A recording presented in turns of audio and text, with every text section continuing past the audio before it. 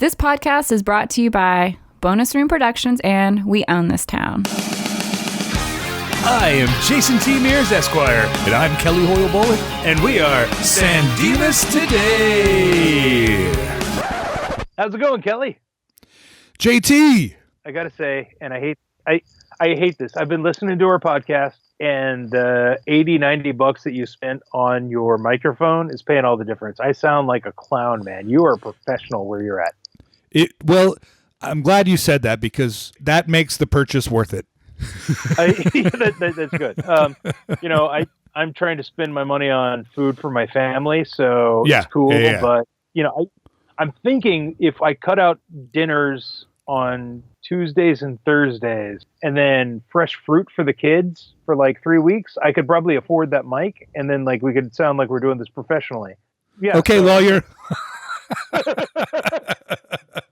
No, but I digress. No, it's been good. I've still trying to iron out the levels with everything, but I think we're all sounding good. You've sounded great this whole time.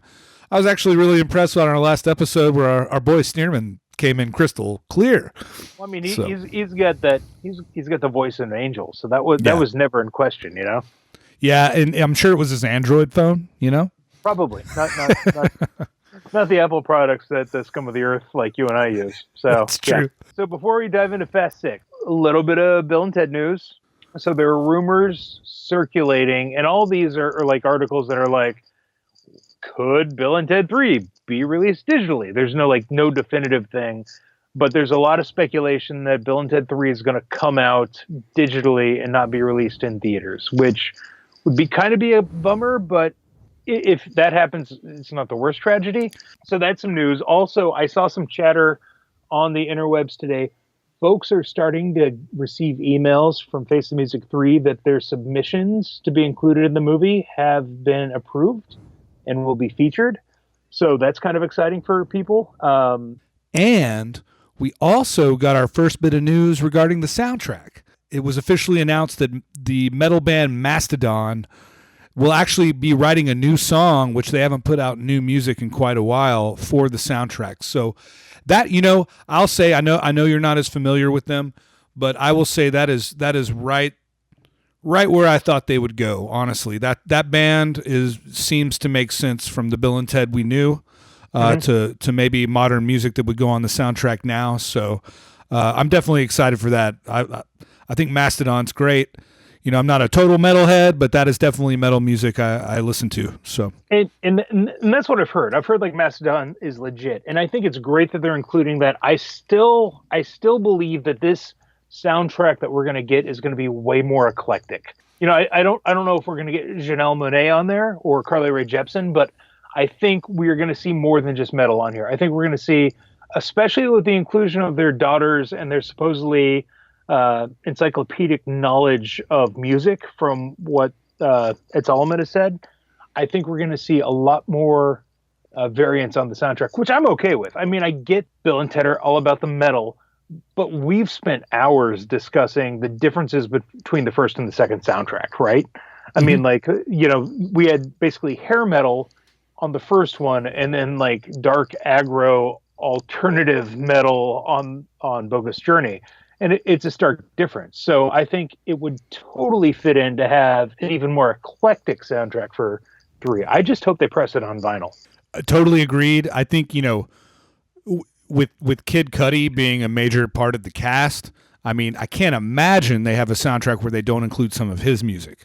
And that right there, I think, is a sign that we're going to see, probably the best mix of genre from all 3 movies. Right. I think that's cool. And on the internet, I go deep into fandoms of things that I enjoy, and there's like a heavy contingent of people who love Bill and Ted because of the metal, and I totally get that. But I feel like I worry that there might be a Venn diagram, right, with people that are like, Bill and Ted's all about metal, and the other people that are like, Bill and Ted should have sons, not daughters, and they're trying to be too woke because of this. I worry about some backlash there with old school fans trying to impose on Bill and Ted what they want, as opposed to what they need or what the story deserves. Listen, man, I doubt we're going to see Station in Face the Music. I really do. If we see Station, that's going to be amazing. But I'm not expecting it, right? And like, I trust Chris and Ed to take us to where we need to go. These guys created these characters. They shepherded these characters through some really weird odds and turns and just strange confluences of events, and I totally believe in their vision. So agreed. And they are, all the main people involved with the making of this movie are woke as hell. Yeah, and not woke in a financial sense. Not like, oh God, let's get woke.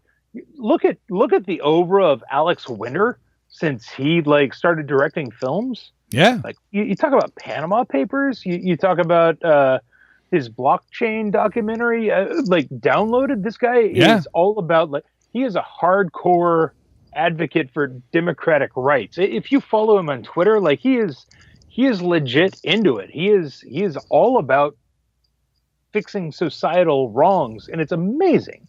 Ed Solomon, the same way, like, yep. You follow him. I'm just impressed with his presence and his clarity. Our conversation with Chris Matheson, man, if you look at the way that he has turned his career toward viewing the oddities of religion and how it can lead to absurdities and oppression, it's just like all of these guys have a singular goal of making the world a better place. And if that involves having a little bit of rap in your soundtrack or having more female characters, then hell yeah. All right, so we ready to talk some Furious 6? Yeah.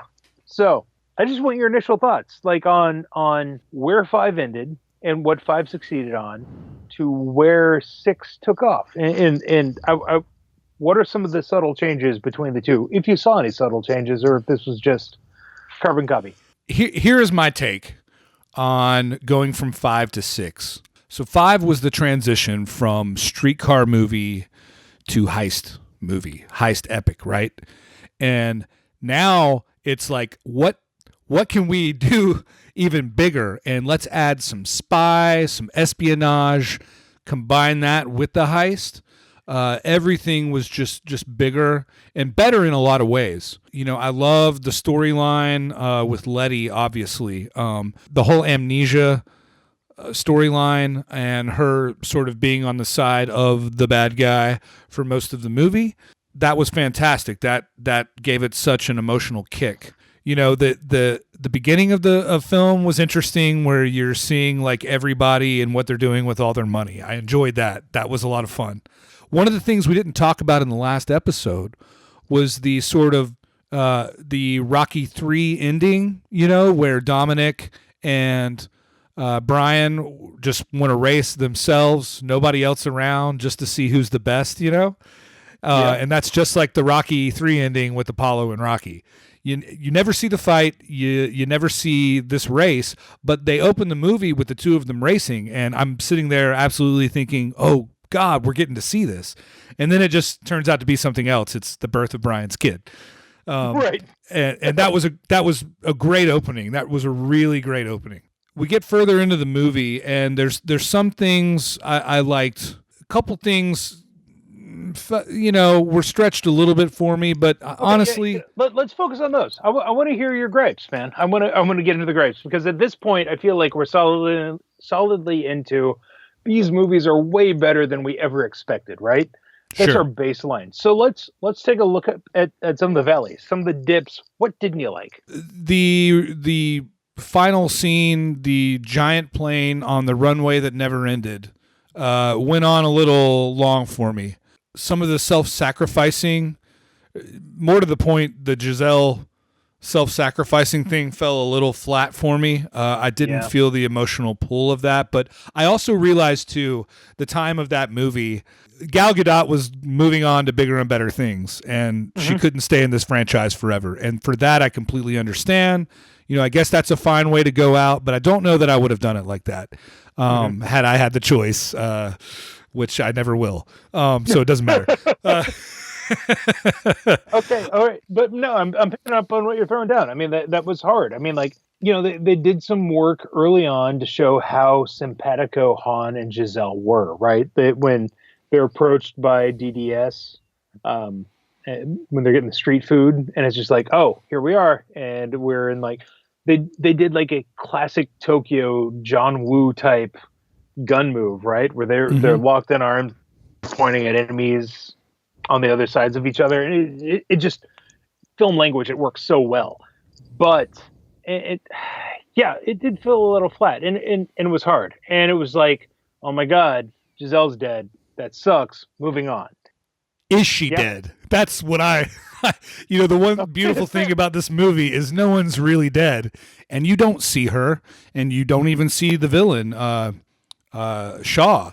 They just fly out into the darkness, and in real life they would definitely be dead, but and let's talk about that end credit scene where Jason Statham finally pops up, and it made perfect sense to me. Like, if this series was missing one person, who would you say it is? I mean, Jason Statham. Right? And, come on. Oh my God. And here's the thing is, when Owen Shaw was first introduced in the movie, I swear to God, I thought it was Jason Statham. I bet you did, because there is a movie that comes out later called Hobbs and Shaw. Well, sure, but I mean, just that actor they got, Luke Evans. Okay. He just had that, like, I feel like when he first shows up in the movie, you don't get a clear pic of his face, but his voice sounds almost like Statham's. And then I'm like, oh, wait a minute, that's not Jason Statham. And then by the end, you put it together, and I'm like, oh, okay, he's his brother. Here we go. Perfect. For me, the first time I watched these, the Han, let's talk about Han for a second here. All right. Like let's light a candle for one of the greatest cinematic beings of all time. Han is an all-time great. I don't care what you say, Kelly. You can. I'll fight you to the death on this. If the studios could just realize what they have with a Giselle and Han spinoff, I mean, come on, that could be the greatest Fast and Furious movie ever made. The greatest Fast and Furious movie ever made is Giselle and Han doing a travelogue TV show where they go around to different exotic locales, Anthony Bourdain style, and just sample foods and then shoot people. And that is a show I will watch 10 seasons of. Like Giselle kills everyone while Han's just eating. Right. Right. So Han's arc, right? Watching these movies for the first time, I was just, a buddy recommended him to me. He's like, watch them all in order, just go. And I did, and I was like, okay. And I thought it was a really cool little like swan song when he showed up in 4 after Tokyo Drift. And he's like, yeah, I think I'll go to, Tokyo, see what's happening there. It's kind of crazy. And I'm like, oh, I love that guy. Okay, cool. They kind of tied it in, and this is a dumb franchise and it's not going to make any sense. But that was really neat seeing him again. And then when he shows up in 5, I'm like, what is going on? You know what? And I was like, I don't care. I like the character so much, it doesn't matter. Nobody cares. Let's just have fun with it. Same with 6. And I'm like, he's still here. That's amazing. And then 7 hits, and you see the end, and they tie it in with Jason Statham, and it's like, this is a goddamn work of art. What they've actually done is actually incredible, because they relied on my bro, that's cool, to just have a willing suspension of disbelief. But then they did a stealth rewrite of the chronological order of the films. It just really works, and it really, really impressed me, because it makes it seem, whether or not there was or not, it makes it seem like there was a long game going on. And I really appreciate that. It was artfully done. And, and let's talk about, because this movie is so huge. It's so big. It's so long. Mm-hmm. Clearly, the box office earnings were like more than the rest of the movies combined, it seems like. This movie was Universal Studios' second biggest earner of all time. Crazy. But there were other things, if we go back to gripes, and it's a little bit of a gripe, but I kind of loved it. It's a lovable, fluffy, cuddly gripe here. The whole sequence where they send Paul Walker he goes back to the prison to get close to Braga, right? When they find out Braga is a part of all of this. And it's so he can just find out what the deal is with Letty. And by the time he does all of that and gets back, it's just basically useless information. Like Vin Diesel looks at him and he's just like, whatever you learned is for you. What we do now is for her. And I'm like, what do you mean? Dude went to prison. Come on. Yeah, totally. They were like, all right, Paul Walker is very handsome. People love him. He really has no business being in this franchise at this point. Let's give him something interesting to do. Oh God. Yeah. That was funny. Like, that 30 minutes we spent watching you infiltrate a prison system, that's for you. And I'm like, no, that's not for him. It's for all of us. We had to sit through that. What does it mean? That was a lot. That was a lot of work. And his poor, I actually started feeling bad for his former FBI partner. He was a dick in the last movie, but he gets his damn nose broken for no reason. Kelly, I got to tell you, I love you, man. But if you break my nose, I don't know if we're still doing a podcast together. I know this. In that same scenario, I'm leaving you in that fucking jail. Fair enough. Yeah. Okay. Duly noted. Another grape you had. The runway. The length of the runway. Let's talk about this. Okay. I mean, look. A minor gripe, because in an action movie, no one should be counting the length of a runway. I understand. This also bothered me immediately when watching the film for the first time. I used to be an aviation attorney. I used to deal with aviation suits, and some of those suits dealt with runway runoffs, like airlines accidentally running off the runway. So when this scene comes up, I'm like, oh my God, how is this even happening? And I look, I'm like, our good friends in the nerdosphere have calculated this for us. The runway in Fast and the Furious 6 was 18.37 miles long. 18.37 miles long. I'm going to Google right now what the average length of a runway is. It can't be more than 2 miles. I was going to say, Google the longest runway on Earth. Oh man, it was unbelievable. But it's not to say you do get a lot of payoff with the action sequences through that. That's obviously the climax of the film. But I will tell you, the peak sequence for me was before that, was the scene with the tank when Dominic saves Letty, right? When they're both flying off their respective vehicles. How did you know there'd be a car there? I didn't. That was gold, man. I love that so much. It's so good. So good.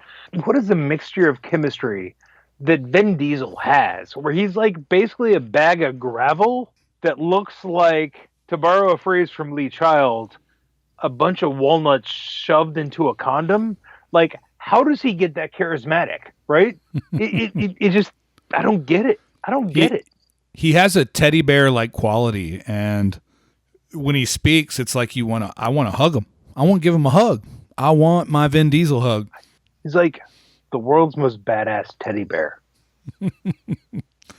And I will say, for the second movie in a row, he and The Rock on screen together, whatever I've heard about them maybe not getting along off screen, who cares? Those guys are so good together on screen. All their scenes are on fire. Okay, well, Kelly, we're going to talk about that a lot during the next one. A lot. That's going to be a big point. I got to ask you about one of the new additions, Gina Carano. Sure. So that's the MMA fighter, Gina Carano, right? Yep. And is she the same fighter that took out Ronda Rousey when, I can't remember. I should have looked that up. No, she was good. She was okay. I'm gonna say probably not my favorite acting performance, but her fighting sequences were good, and I was genuinely caught off guard when she ended up. You realize she was basically a double agent. She pulled the double cross. That was kind of my point, because one thing I noticed, they did not give her a lot of lines in the first 2/3 of the movie. She's basically nodding. and looking like a badass, right? And then I really loved, and this is hard to pull off on a movie like this. You're right. It was when Owen Shaw says, "Hey, baby, coming with me," and you assume it's Michelle Rodriguez, and then it's her. It's gold. I would say that Gina Carano. I think she's improved a lot. I just recently watched The Mandalorian. I think she was pretty great in that too. You're right. And I'm just now realizing that was her in The Mandalorian. So yeah, completely agreed. Like I almost feel like it was the script in this film that failed her after watching The Mandalorian, because she was one of the most empathetic characters in the entire Mandalorian. I feel like the script maybe failed her by saying, all right, well, we have this professional wrestler who's not The Rock, who's in this film, but let's not give her a lot of lines, but let her fight a lot. And her fight scenes were incredible. Like, she did great. In my opinion, she's top notch. Yeah, and that's a great point that you make. I do think you're right there that they were definitely hesitant to write her a lot of lines. Hey, she made it to Mandalorian, and what a tastefully well done show that is. Let's talk about our regulars. All right, let's talk about Roman.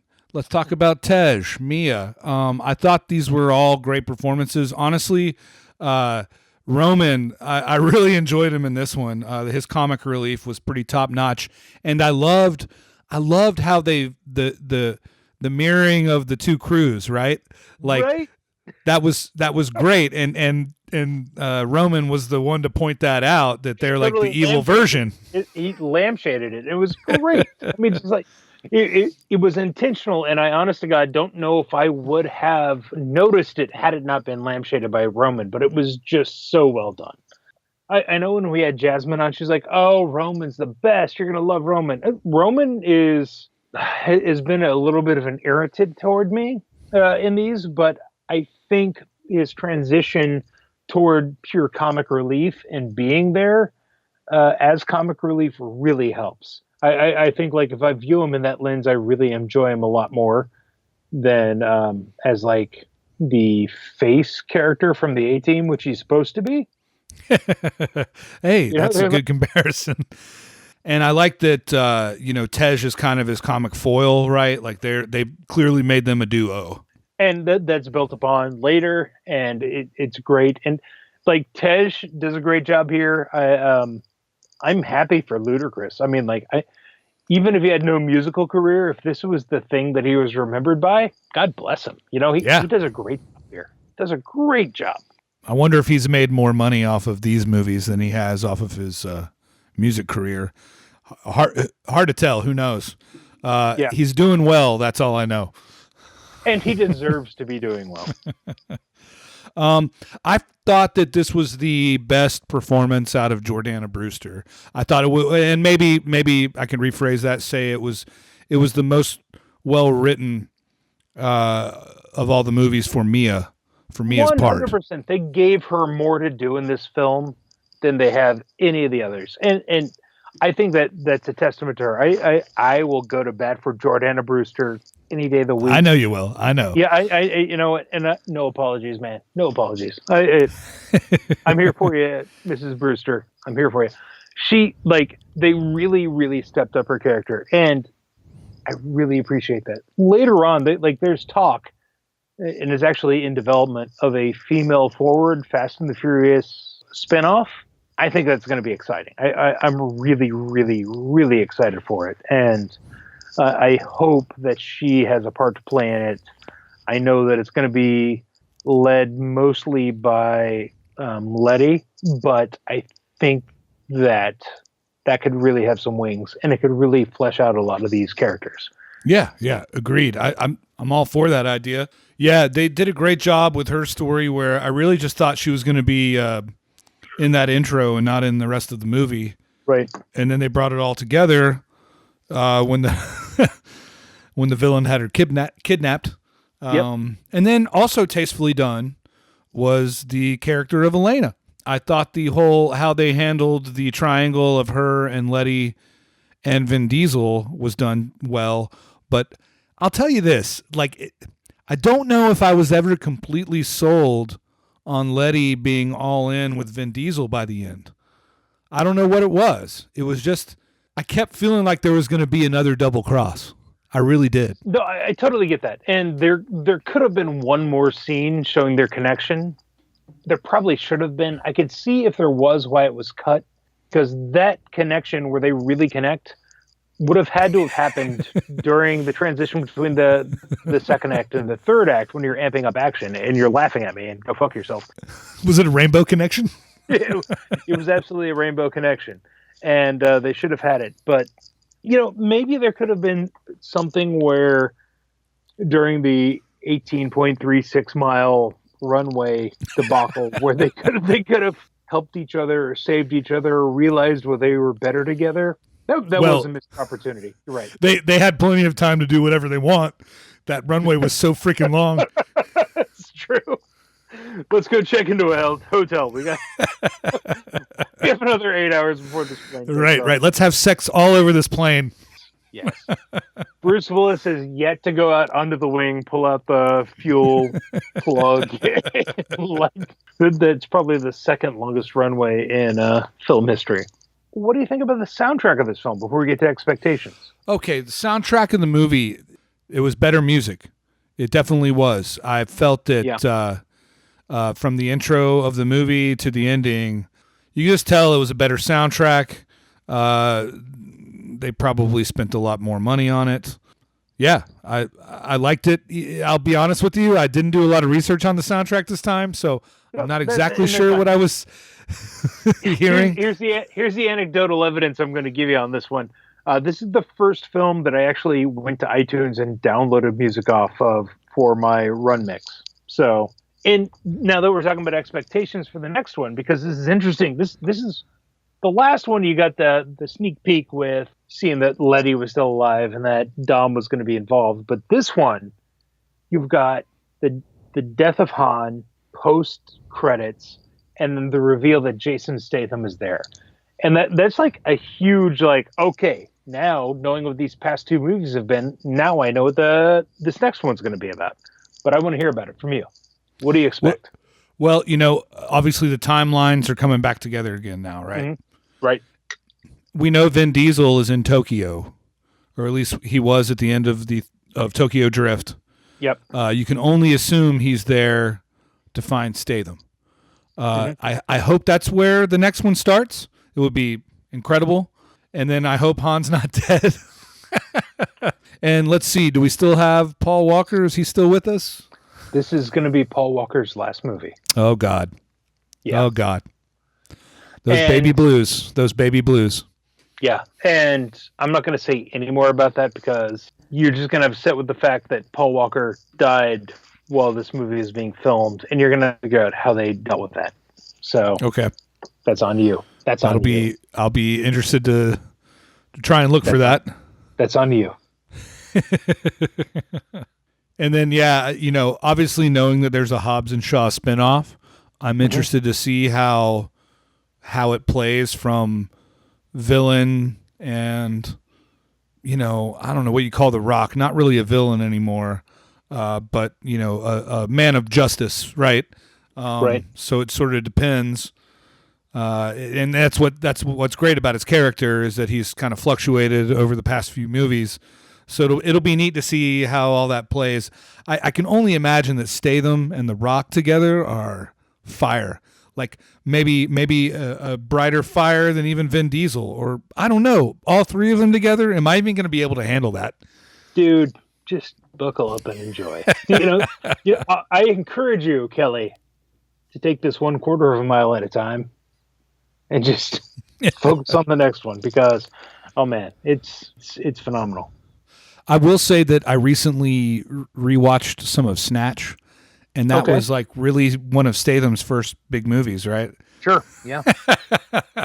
Yeah. My, has he come a long way. Like that instantly made me realize like I wouldn't have pegged him at the time to be the action star that he became. Yeah, and he has this whole like cult following of like crazy action movies, like Crank and Crank 2. Mm-hmm. Like I will vouch for Crank. Crank was great. Yeah, the Transporter is another one. Like he has the chops. Like he has his own industry. He could have, if he wanted to be, he could have been like an English Jean-Claude Van Damme. People Yeah. just paid to see him do a thing.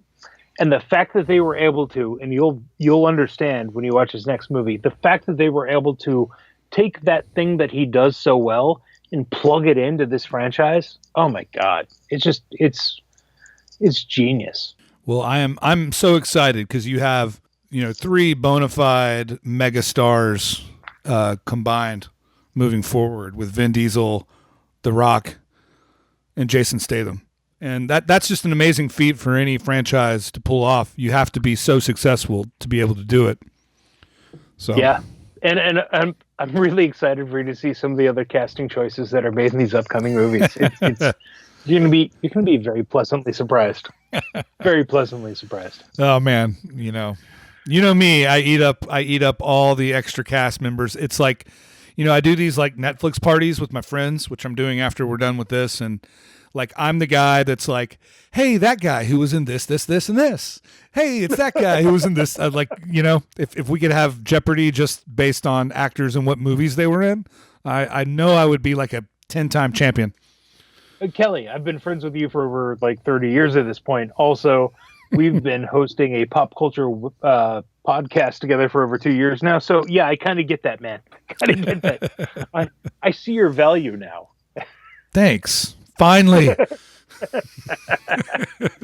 As Jeff Winger said to Abed in the pilot of Community. So, all right, dude. Well, let's give some thanks to Michael Eads and We Own This Town for producing this most excellent podcast. And let's give a shout out to our main man, Scott Bricklin, for letting us use the most excellent theme song, Walk Away. And JT, please be excellent to each other. And party online, dudes!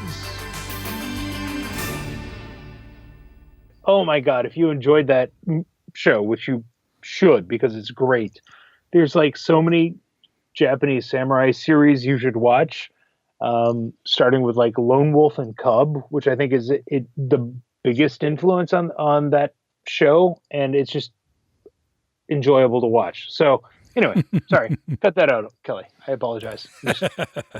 I'm leaving it in, baby. I'm leaving. No, it you're in. not. No, you're not. No, you're not. I've heard the last couple episodes. It's just you talking to yourself. So I get what's happening Sure. here. Yeah. That's all I want to do is just hear my voice.